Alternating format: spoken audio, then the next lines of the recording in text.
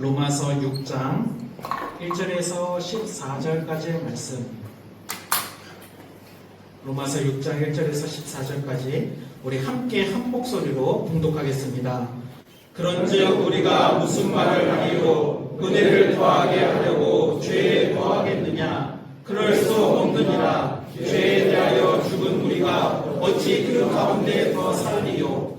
무릇 그리스도 예수와 합하여 세례를 받은 우리는 그의 죽으심과 합하여 세례를 받은 줄을 알지 못하느냐?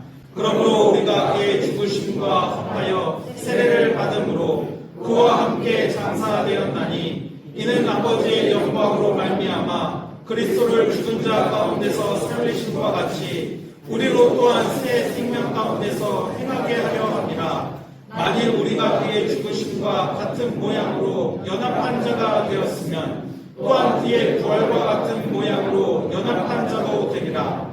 우리가 알거니와 우리의 옛사람이 예수와 함께 십자가에 못 박힌 것은 죄의 몸이 죽어 다시는 우리가 죄에게 종노릇하지 아니하려 함이니 이는 죽은 자가 죄에서 벗어나 의롭다 하심을 얻었습니다. 만일 우리가 그리스도와 함께 죽었으면 또한 그와 함께 살 줄을 믿노니 이는 그리스도께서 죽은 자 가운데서 살아나셨음에 다시 죽지 아니하시고 사망이 다시 그를 주장하지 못할 줄을 알미로라. 그가 죽으심은 죄에 대하여 단번에 죽으심이요 그가 살아계심은 하나님께 대하여 살아계심이니 이와 같이 너희도 너희 자신을 죄에 대하여 죽은 자요 그리스도 예수 안에서 하나님께 대하여는 살아있는 자로 여길지어다. 그러므로 너희는 죄가 너희의 죽을 몸을 지배하지 못하게 하여 몸의 사욕에 순종하지 말고 또한 너희 지체를 불의의 무기로 죄에게 내주지 말고 오직 너희 자신을 죽은 자 가운데서 다시 살아난 자 같이 하나님께 드리며 너희 지체를 의의 무기로 하나님께 드리라. 죄가 너희를 주장하지 못하리니 이는 너희가 법 아래에 있지 아니하고 은혜 아래에 있음이라. 아멘. 오늘도 예배 자리에 나오신 모든 성도님들 심령들마다 우리 주 예수 그리스도로부터 주시는 은혜와 평강이 가득하시기를 주님의 이름으로 축원을 드립니다. 아멘. 우리가 잘 아는 책 세계에서 성경 다음으로 많이 읽혀졌다는 철로 역정의 저자인 존 버녀는 1666년에 이 자신의 회심 과정을 담은 영적인 자서전 죄인의 괴수에게 넘치는 은혜 Grace Abounding to the Ship of Sinner라는 이 영적 자서전 책을 출간하였습니다. 이 책에서 존 버녀는 하나님을 믿고 구원을 갈망하면서도 반복되는 죄와 내면의 갈등 때문에 오랫동안 구원의 확신을 누리지 못한 채 살아가는 자신의 모습을 기록하고 있습니다. 청년 시절의 버녀는 하나님 앞에서 정직하게 하려고 또한 그렇게 살려고 애쓸수록 오히려 자신의 마음속 깊이 자란 죄성 때문에 더욱더 고뇌하며 번민하며 살았습니다. 사소한 거짓말, 마음속의 탐욕과 불신, 때로는 하나님을 향한 불경한 생각들이 불쑥불쑥 청년의 때에 떠오를 때마다 큰 절망에 빠지곤 했습니다. 나는 정말 구원받은 사람이 맞나? 라는 두려움에 사로잡혔습니다. 어느 날 번연이 들판을 걸으며 또 이런 생각이 들었습니다. 예수 그리스도께서 나를 위해 죽으셨다는 사실을 내가 믿는다. 그런데 오늘 밤 내가 죽는다면 정말 천국에 갈 수 있을까? 내 삶은 여전히 죄로 가득한데 혹시 내 믿음은 가짜가 아닐까? 라는 생각이 계속해서 드러났다는 것이죠. 계속 반복해서 죄를 짓는 자신의 모습을 보면서 하나님께 버림받았다는, 천국에 들어가지 못할 수도 있다는 그 불안감이 늘 가득했다는 것입니다. 그러던 어느 날 하나님께서 이 존 버년의 마음에 감동을 주셔서 복음의 진리를 깨닫게 하셨습니다. 그리고 이 번연은 자신이 깨달은 그 진리의 내용을 이 자서전에 기록하였는데 그 기록의 내용을 제가 읽어드리겠습니다. 어느 날 문득 이 말씀이 내 영혼에 강하게 다가왔다. 너의 의는 하늘에 있다. 그 순간 나는 하나님 우편에 앉아 계신 예수 그리스도를 바라보게 되었다. 나의 의는 내 안에 있는 것이 아니라 그리스도 안에 있었다. 존 번연은 이 자신의 선한 행위나 변화된 삶이 자신을 구원하는 것이 아니라 예수 그리스도의 완전한 의가 자신의 구원의 근거라는 그 사실을 깨달았게 됐다는 것이죠. 자신의 감정이 흔들려도 똑같은 죄를 반복해서 지어서 넘어지고 실패할지라도 하나님 우편에 앉아 계신 예수 그리스도, 날 향한 예수 그리스도의 그 은혜와 사랑은 변하지 않기 때문에 내가 구원의 은혜 가운데 살 수 있다는 것. 여러분, 여러분들은 무엇을 여러분들의 구원의 근거로 삼고 계십니까? 여러분들의 선행과 신앙생활을 근거로 그렇게 나는 의로운 사람이야 라고 여기면서 살고 계십니까? 아니면 예수 그리스도의 완전한 의를 근거로 믿음 생활하고 계십니까? 또한 여러분들은 죄를 짓고 넘어졌을 때 무엇을 붙들고 다시 일어서십니까? 아, 죄 지었으니까 다시 일어나야지. 여러분들의 의지와 결심으로 다시 일어서시나요? 아니면 우리의 모든 죄를 담당하신 예수 그리스도를 붙잡고 일어서십니까? 우리가 계속해서 로마서 말씀을 주일마다 묵상하고 있습니다.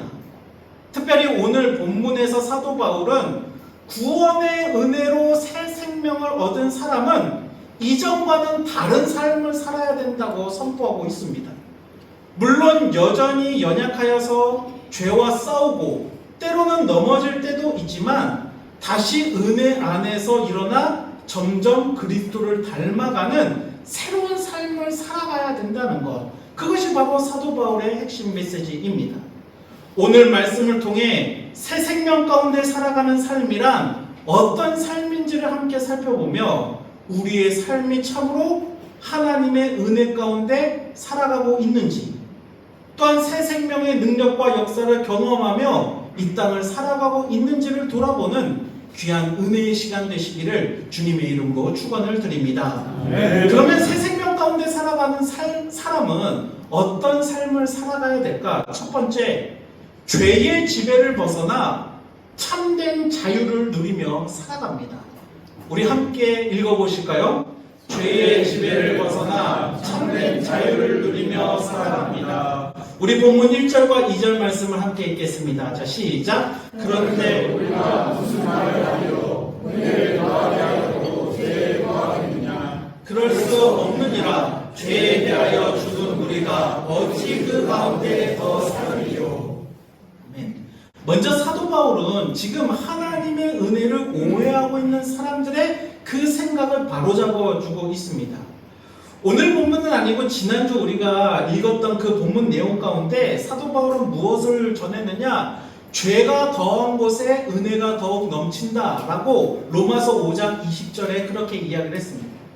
그런데 어떤 사람들이 이 말씀을 듣고 엉뚱한 생각을 하는 것입니다. 그것은 무엇이냐? 야, 죄가 많으면 많을수록 하나님의 은혜가 더 크다면 죄 짓고 살아도 괜찮겠네. 왜냐? 은혜가 있으니까. 죄를 더 지어도 내 마음껏 지어도 되겠네. 왜요? 하나님의 은혜가 있으니까. 그렇게 엉뚱한 생각을 했다는 것이죠. 근데 여러분, 이것은 하나님의 은혜를 전혀 이해하지 못한 잘못된 생각입니다. 그래서 사도 바울은 오늘 본문에서 1절에서 단호하게 이야기합니다. 그럴 수 없다. 그럴 수 없는 이라는 것입니다. 은혜를 경험한 사람은 죄를 가볍게 생각하고 그 죄를 반복해서 지을 수 없다는 것입니다. 여러분, 예수님을 믿기 전에는 죄를 지으면서도 그것이 죄인지 깊이 생각하지 않을 수 있어요. 내게 이익이 되고 다른 사람에게 들키지만 않으면 내가 죄 지어도 괜찮다고 생각할 수 있습니다. 그러나 하나님의 은혜를 경험한 사람은요, 조금씩 죄가 무엇인지를 깨닫게 되죠. 죄가 하나님의 마음을 근심하게 하고 나를 하나님에게서부터 멀어지게 만드는 것이 죄라는 것을 깨닫게 됩니다. 그러면서 자연스럽게 죄를 멀리하고자 하는 마음이 생기고 더 이상 죄를 지으며 살아가는 것을 당연하게 가볍게 생각하는 것이 아니라, 물론 죄 지을 수 있어요. 넘어질 수 있어요. 근데 가볍게 생각하지 않는다는 것이죠. 당연하게 여기지 않는다는 것입니다. 사도 바울은 이런 변화를 2절에서 죄에 대하여 죽은 우리가 라고 표현하고 있는 것이죠. 여기서 죄에 대하여 죽었다라는 이 말의 뜻은 죄의 유혹이나 영향력이 사라졌다는 뜻이 아닙니다.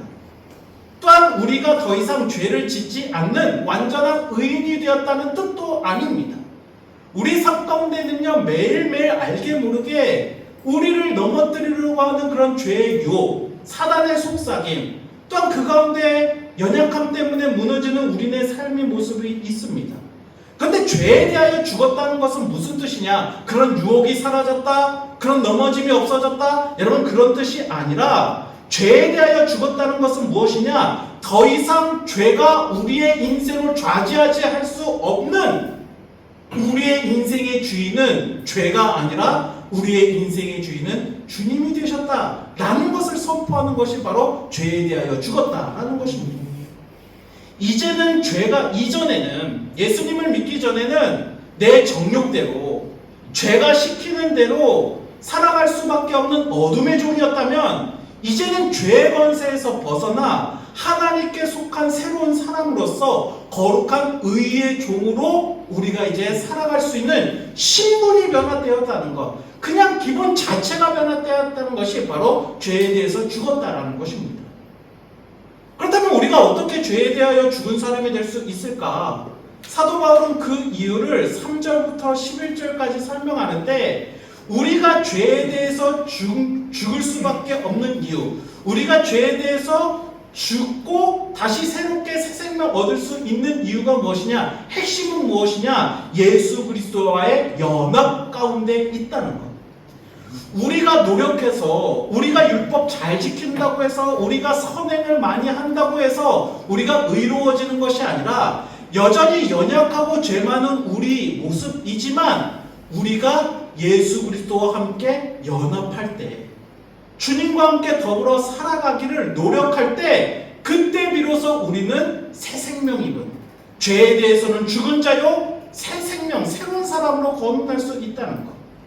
그래서 사도 바울은 무엇을 이야기하느냐? 세례에 대해서 이야기를 합니다. 3절 이후에 세례에 대해서 이야기를 해요. 우리 3절 말씀, 본문 3절 말씀 한꺼번에 읽어보실까요? 자, 시작. 무릇 그리스도 예수와 합하여 세례를 받은 우리는 그의 죽으심과 합하여 세례를 받은 줄을 알지 못하느냐. 아멘.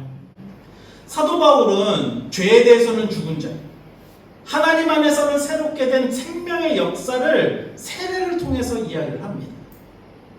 세례가 곧 무엇이다? 예수 그리스도와 연합이다. 여기 계신 대부분의 성도님들 세례를 다 받으셨습니다. 여기 계신 여러분들 다 세례 받으셨어요. 5살 된 저희 아들, 딸도 다 세례 받았어요. 어렸을 때 세례 받았습니다. 여러분, 그렇다면 세례란 무엇입니까? 여러분, 세례란 것은 단순히 종교적 의식, 교인이 되기 위한 절차로서의 세례, 여러분, 그것이 아니에요. 그냥 단순히 머리에 물 몇 번 얹어보고 아니면 침례교처럼 그냥 물속에 빠져들어갔다 오면, 여러분, 그것이 세례가 아니죠. 세례라는 것은 무엇이냐? 우리가 예수 그리스도와 연합된 사람임을 믿음으로 선포하는 것이 바로 세례입니다. 죄에 대해서는 죽고 이제 새 생명 얻어 새롭게 태어나 그리스도와 연합된 존재, 옛사람, 죄된 본성 씻어버리고 이제는 주의 은혜 가운데 새로운 사람으로 다시 태어났다는 것, 거듭났다는 것, 그것을 선포하며 증명하는 것이 바로 세례인 것이죠. 아멘. 여러분들 잘 아시는 우리나라 최고의 지성인이었던, 지식인이었던 고 이어령 전 문화부 장관, 여러분들 잘 아실 것입니다. 2007년에 온누리교회 하영조 목사님으로부터 세례를 받으셨는데 이 이어령 고 문화부 장관이 세례를 받으면서 아주 유명한 말을 남겼어요. 그것은 무엇이냐? 나에게는 생일이 두 번 있습니다. 하나는 육신의 생일이고 다른 하나는 새 생명을 얻은 세례받은 오늘 이 날이 바로 영적인 생일입니다. 라고 이야기하면서 자기에게 생일이 두 번 있다는 거예요. 육신의 생일이 이 땅에서의 삶이 시작된 날이라면 세례를 받은 그날, 예수 그리스도 안에서 새롭게 태어난 그날은 새 생명을 얻은 날이라는 거죠. 거듭남, 리본, 새롭게 태어난 날이라는 것입니다. 그리고 더 나아가서 뭐냐? 이제는 더 이상 죄의 지배 아래 죄의 종로로 타는 것이 아니라 예수 그리스도와 합하여 예수님의 죽으심과 부활하심과 합하여 하나님께 속한 새로운 사람이 되었음을 선포하고 증명하는 게 바로 세례라는 겁니다. 그래서 사도 바울은 세례를 통해 우리가 그리스도의 죽으심과 부활하심에 연합한 사람들이라고, 그리스도와 연합한 존재라고, 우리는 더 이상 죄인이 아니라 예수 그리스도와 합한 사람이라고, 다시 태어난 사람이라고 이야기를 하면서 이 사실을 믿고 깨달은 사람은 더 이상 이전과 같은 삶을 살아갈 수 없다. 우리 본문 11절 말씀 함께 읽겠습니다. 자, 시작. 이와 같이 너희도 너희 자신을 죄에 대하여는 죽은 자요 그리스도 예수 안에서 하나님께 대하여는 살아있는 자로 여길지어다. 아멘. 예수 그리스도로 거듭나 예수님의 십자가 구원의 은혜를 믿고 그 구원의 은혜로 거듭난 사람은 죄에 대하여는 죽은 자요 그리스도 예수 안에서 하나님께 대하여는 살아있는 자로 살아가야 된다. 이제는 더 이상 죄의 지배 아래 종로로 타지 말고 예수 그리스도 안에서 참된 자유와 참된 기쁨과 참된 은혜를 누리면서 살아가라. 사랑하는 성도 여러분, 저와 여러분 우리 모두는 예수 그리스도 안에서 새롭게 태어난 존재입니다. 네. 더 이상 죄의 지배 아래 살아가는 사람들이 아닙니다. 하나님께 대하여 살아있는 사람, 영적으로 깨어서 죄를 미워하고 이전에는 아무렇지 않게 여기던 죄를 멀리하며 거룩함을 사모하면서 살아가는 사람. 예전에 한국에서 목회했을 때 세례를 받으셨던 한 성도님의 간증이 생각납니다. 그 성도님이 세례를 받기 전까지만 해도 그분은요, 돈만 많이 벌 수 있다면 무슨 일을 해서든 뭐든지 한다 라는 생각을 가지고 살아오신 분이셨어요. 무엇이 옳고 그른가, 하나님 앞에서도 그렇고 자신의 양심을 따라서도 그렇고 무엇이 옳고 그른가를 판단하고 기준 삼기 이전에 무조건 돈만 되면 뭐든지 다 하는 분이셨어요. 돈이 삶의 가장 기준이 되셨던 분이죠. 근데 이분이 예수 그리스도를 믿고 세례를 받게 되셨어요. 세례를 받고 예수님을 진심으로 믿게 되면서 뭐가 바뀌었느냐? 그분의 겉모습도 변하긴 했지만 그분의 기준, 삶의 기준, 가치관이 바뀌기 시작했어요. 이제는 무슨 일을 하든 이 일이 돈이 되는가? 그것을 생각하는 것이 아니라 이 일이 하나님께서 기뻐하시는 일인가? 하나님 앞에 정직한 일인가? 여러분, 그것을 우선순위로 가치로 여기게 되었다는 거예요.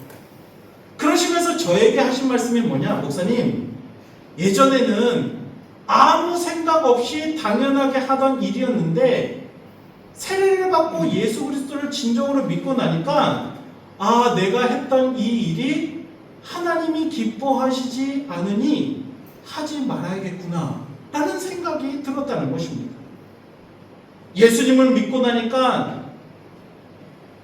본인 안에 있던 그 기준과 가치관이 달라졌다. 이전에는 일을 하면서 죄책감에 시달렸다면 이제는 무엇을 위해 어떻게 해야 될지를 분명히 아니까 하나님 앞에서도 똑똑하고 하나님 앞에 똑똑하면 사람들 앞에서도 똑똑하니까 목사님, 제 마음이 얼마나 자유하고 평안하고 기쁘고 감사한지 모릅니다 라고 이야기를 하셨다는 거예요. 여러분, 이것이 바로 새 생명을 얻은 사람에게 나타나는 변화입니다. 죄의 종노릇하면서 죄책감에 시달리는 것이 아니라 자유한 것, 주님 안에서 늘 주님의 기준이 되어서 내가 무엇을 하기 전에 이것이 주님이 기뻐하시는 일인가를 판단하고 그 일을 행하며 나아갈 때 그 가운데서 진정한 자유함을 누리게 된다는 것. 세상의 기준이 아니라 하나님의 뜻이 삶의 기준이 되고, 나의 욕심이 아니라 하나님의 말씀이 나의 삶의 방향을 정해주신 그 말씀대로 살아간다는 것. 그것이 바로 하나님께서 주시는 참된 자유요, 하나님의 자녀로 누릴 수 있는 기쁨과 감사요, 새 생명을 얻은 자의 삶의 모습이라는 것. 바라기는 새 생명 가운데 살아가는 저와 여러분들 되기를 주님의 이름으로 축복합니다. 아멘. 죄를 가볍게 여기지 않고 날마다 죄와 싸우며 하나님의 뜻을 삶의 기준으로 삼는 저와 여러분들 되기를 주님의 이름으로 축복합니다. 아멘. 물론 때론 연약하여 넘어질 수 있습니다. 근데 분명한 것은 그럴 때마다 낙심하지 마시고 하나님의 은혜를 다시 한번 의지하며 붙잡아야 된다는 사실. 우리를 끝까지 붙드시는 주님이 계시다는 것. 나는 연약하고 넘어질지라도 우리 주님은 변함없이 나를 붙들고 계시다는 그 은혜와 사랑을 기억하며 죄에 대하여는 죽은 자요, 예수 그리스도 안에서 하나님께 대하여는 생명력 있는 살아있는 자들로 이 땅을 살아가시는 저와 여러분들 되기를 주님의 이름으로 축원을 드립니다. 아멘. 두 번째, 새 생명 가운데 살아가는 삶은 어떠한 삶을 살아가느냐? 나를 위한 삶을 사는 것이 아니라 하나님께 드려지는 삶을 살아가는 것. 우리 함께 한 목소리 읽겠습니다. 자, 시작. 나를 위한 삶이 아니라 하나님께 드려지는 삶을 살아갑니다. 우리 본문 12절, 13절, 14절 말씀 이어서 함께 읽겠습니다. 그러므로 너희는 죄가 너희 죽을 몸을 지배하지 못하게 하여 몸의 사역에 순종하지 말고, 또한 너희 지체를 불의의 무기로 죄에게 내주지 말고, 오직 너희 자신을 죽은 자 가운데서 다시 살아난 자 같이 하나님께 드리며 너희의 지체를 의의 무기로 하나님께 드리라. 죄가 너희를 주장하지 못하느니 이는 너희가 법 아래에 있지 아니하고 은혜 안에 있습니다. 아멘. 여러분, 앞절에 사도 바울이 6장 1절에서 11절까지 우리가 누구인지, 곧 그리스도 안에서 우리는 새 생명을 얻은 존재, 죄에 대해서는 죽은 자요, 예수님 안에서는 다시 살아난 새 생명을 얻은 자라는 것을 우리에게 가르쳐 주었다면, 이제는 두 번째로 그러한 새로운 신분을 가진 사람들이 이 땅을 어떻게 살아가야 되는지 그 삶의 모습에 대해서 이야기를 하고 있습니다. 새 생명을 얻은 성도는 더 이상 자신만을 위한 삶을 살아가는 것이 아니라 생명 허락하신 하나님께 속한 사람들로서 하나님을 위한 삶을 살아야 된다는 것. 하나님께 기꺼이 내어드리는 삶을 살아가야 된다는 것. 그래서 사도 바울은 13절에 너희 자신을 하나님께 드리며 라고 권면하고 있습니다. 드리라는 말은 무엇이냐? 우리의 삶의 전체를 하나님께 맡기고 하나님의 뜻에 따라 살아가야 된다는 것.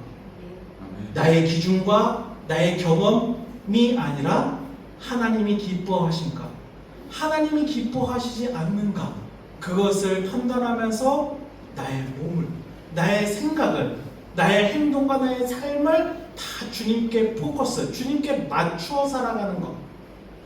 여러분, 예전에는 우리의 몸과 마음, 시간과 재능을 나를 위해 사용하였더라면, 이제는 새 생명 얻은 자들은요, 그것을 하나님을 위해 기꺼이 내어드리는 삶을 살아야 합니다.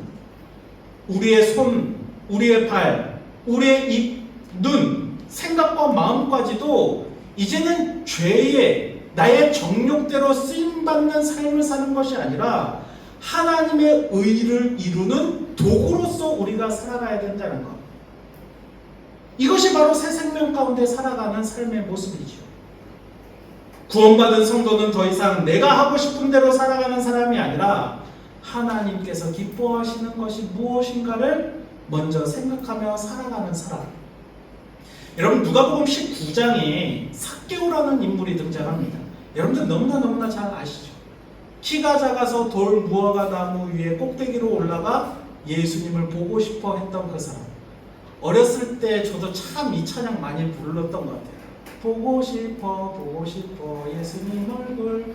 그래서 삭개오는 어렸을 때부터 우리가 잘 아는 그런 인물이죠. 여러분, 삭개오의 직업이 무엇이냐? 세리장이었어요.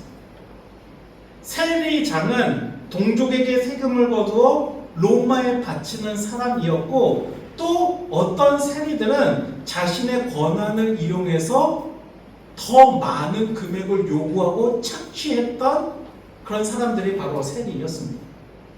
삭개오 역시 돈은 많이 벌었지만 사람들에게 죄인 취급을 받았고 탐욕의 삶을 살아갔던 그런 사람이었습니다. 근데 어느 날 이 삭개오가 예수님이 보고 싶은 거예요. 뭔가 변화되기를 원했던 것이죠. 이전과는 다른 삶을 살아보고 싶었던 거예요.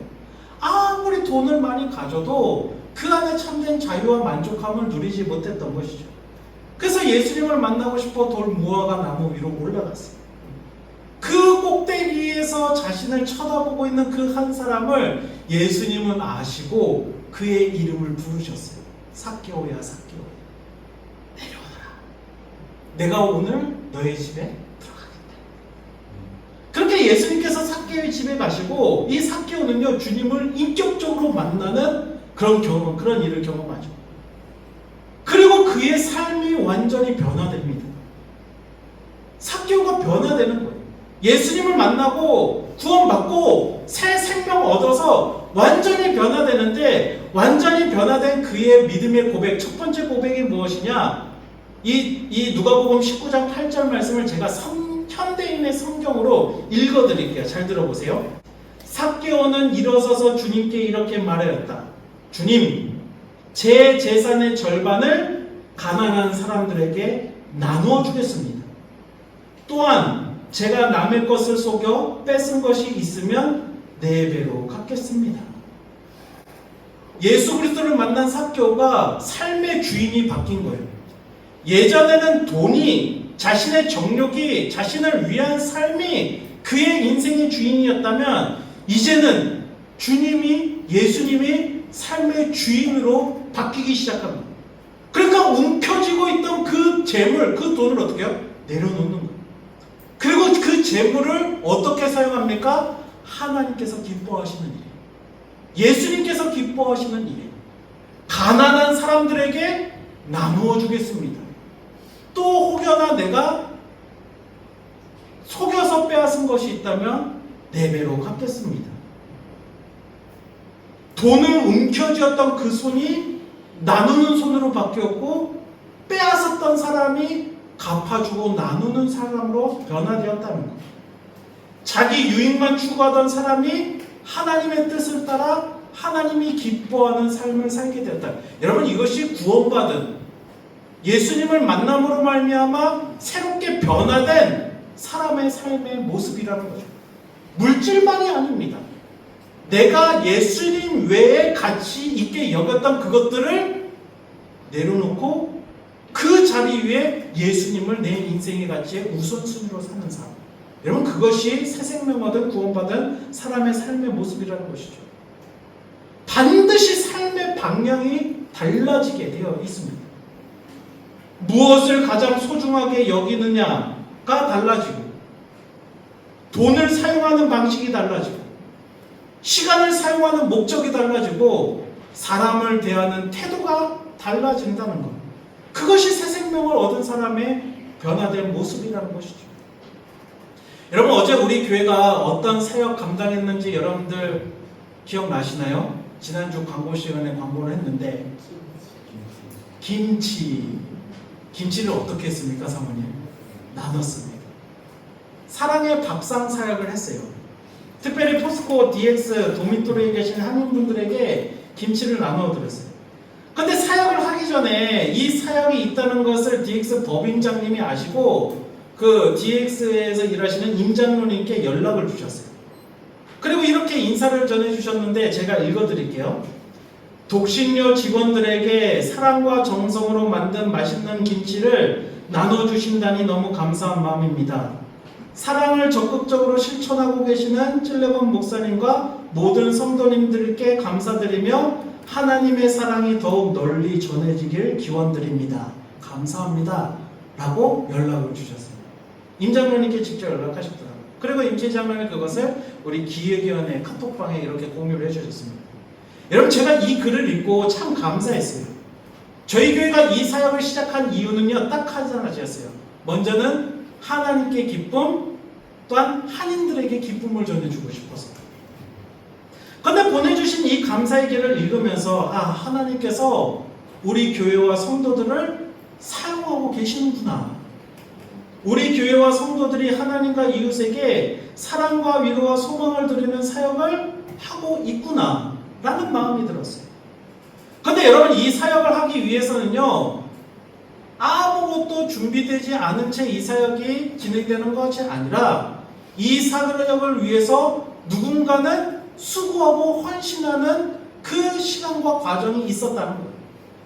뜨겁게 기도하기도 했고, 독신료 기숙사에 몇 분이 살고 계신지 전부터 명단 확인하고, 또 누군가는 이 나눠드린 김치를 정성껏 담아주기도 하시고, 토요일 이른 아침부터 나와서 자리 세팅해 주시고, 심지어는 어제 그 로비에 더울까봐 새벽 4시에 오셔서 에어컨도 켜주셨대요. 어느 권사님.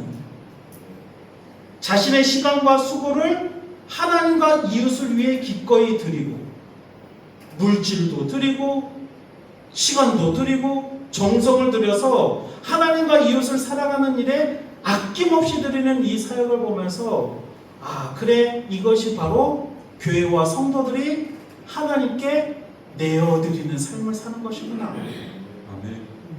여러분, 저는 그것을 깨닫게 됩니다. 우리 교회 성도들이 많아지고 우리 교회가 룻고 한 동 더 많아져서 막 크게 부흥 성장하는 것, 여러분, 그것도 주님께서 주시는 은혜와 축복이지만, 주님께서 우리 교회를 룻고 더 많아지라고, 성도들 더 많아지라고, 재정 더 많아지라고 축복을 주시는 것이 아니라 주시는 은혜와 축복을 흘려보내라, 나누어 주라고. 그래서 우리에게 더 성도들을 보내주시고, 물질로도 채워주시고, 시간적으로도 헌신할 수 있는 사람들을 더 만나게 하시는 거예요.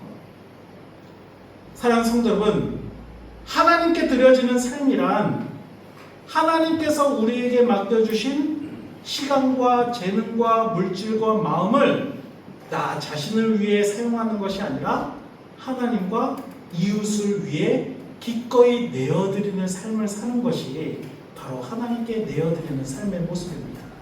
네. 내가 가진 모든 것, 나의 힘과 노력으로 여긴다면 쉽게 내어주지 못해요. 그런데 내가 누리고 있는 모든 것, 하나님께서 허락해 주신 것이라 생각한다면 기꺼이 하나님을 위해 내어드릴 수 있는 삶을 살아갈 수가 있습니다. 나의 손과 발로 이웃을 섬기고, 나의 시간과 물질로 어려운 이들을 돌아보며, 나의 마음으로 외롭고 지친 사람들을 품고 살아가는 우리 모두가 되기를, 이것이 바로 우리의 자신과 우리의 지체를 의의 무기로 하나님께 드려지는 삶이라는 것을 기억하며 늘 하나님을 위해 삶을 살아가는 저와 여러분들 되시기를 주님의 이름으로 축원을 드립니다. 말씀을 정리하겠습니다. 여러분, 우리는 예수 그리스도를 믿음으로 말미암아 이전과는 전혀 다른 새 생명을 얻은 사람들입니다. 여러분들, 예수 믿기 전과 예수 믿는 후에 여러분들의 삶의 변화 분명히 있음을 믿으십니까? 저도 제가요, 예수님을 인격적으로 만나기 전에는요, 그렇게 잠을 잘 못 잤어요.